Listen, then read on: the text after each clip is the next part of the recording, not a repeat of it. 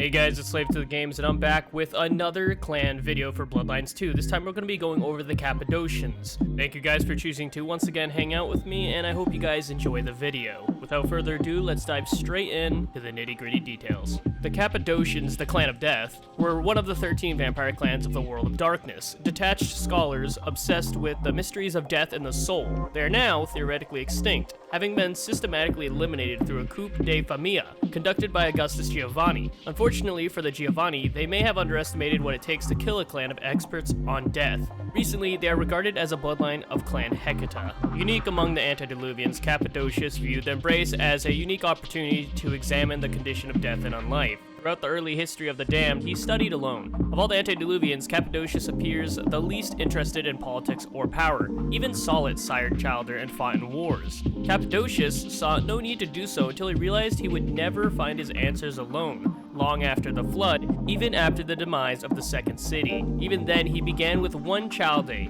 Caius Coin, and with Caius, he began to study mortal civilizations in order to understand death.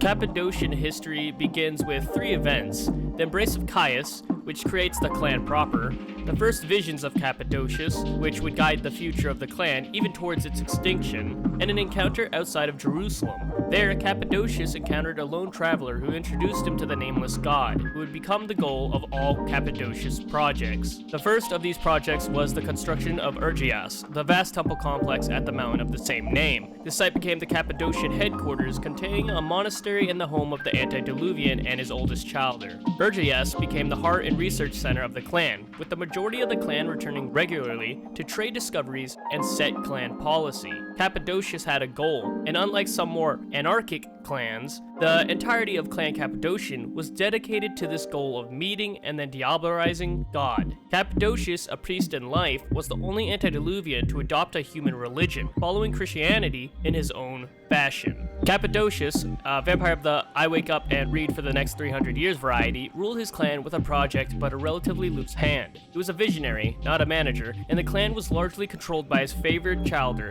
Yapith Cappadocius, Caius Coin, and Lazarus. These three had Childer of their own in positions of power, most notably Constantia and Lamia, the founder of the bloodline of the same name. After those, the ones Cappadocius would regularly see, the clan spread far. So far that they populated two cities of their own, Mycli and Derinkuyu. Cappadocius was not aware that his clan was in fact the largest of all vampiric clans until the mortals of Derinkuyu told him. Remorseful at this, Cappadocius prepared a massive purge of his own clan. He called another meeting of the clan at Mycli, with Yapith and Caius in attendance. Leading the members of the clan deeper into the cave complex underneath the city, he asked his descendants a sequence of questions to measure their worth to society. The ones who answered incorrectly, on the surface at least, were dismissed and abandoned in the tunnels, while the remainder continued along with Cappadocius. In the end, Cappadocius sealed thousands of vampires in the caves with the curse of an antediluvian. Let no Chaldee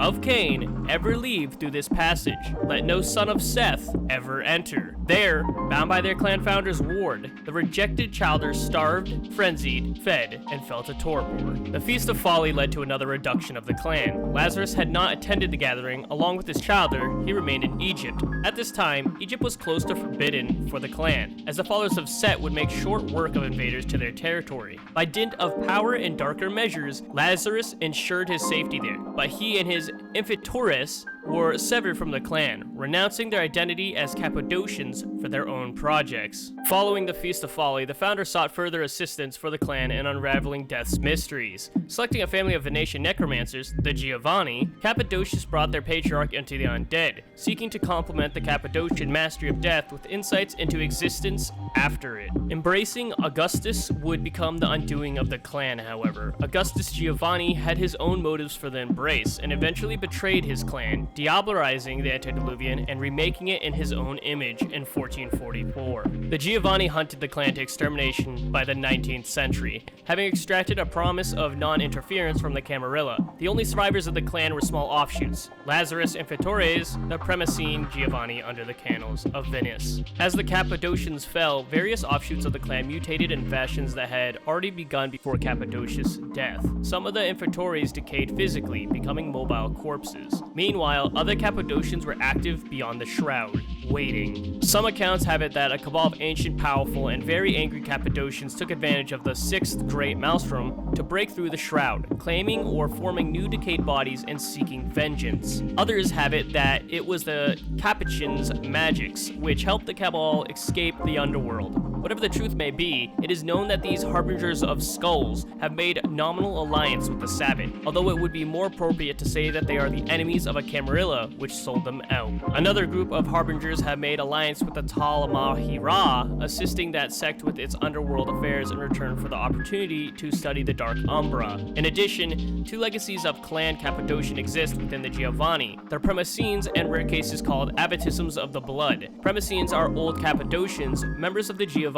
family and bloodline who live under Venice's canals. The second are rare members of the family who upon embrace take on the weakness of Cappadocians and lack the curse of Lamia. The mutation of the Cappadocian blood since the clan's fall means that most surviving Cappadocians are now, to all intents and purposes, considered members of bloodlines or other clan variants. During the 2010s, the Harbingers of Skulls launched an assault on Clan Giovanni's holdings in Venice with the assistance of a number of young Giovanni. This was one of the immediate causes of the family reunion. The majority of the Cappadocian remnants in the Harbingers of Skulls, no longer able or willing to exist separately, have synthesized into a single bloodline within the Hecata, called the Harbingers of Ashur. Still, some Cappadocians are migrating to Camarilla domains and are weighing heavily the Hecata to join them. Cappadocians were responsible for several variants and bloodlines, one of which even became a proper clan, usurping the Cappadocians themselves. The most notorious offshoots are Giovanni, Harbingers of Skulls, Lamia, and Samadhi. The Cappadocians maintained a rather collegial organization. The clan was generally friendly towards each other, but loosely organized. Cappadocians would correspond extensively on their work, but generally were solitary, with sire-child relationships being the most common.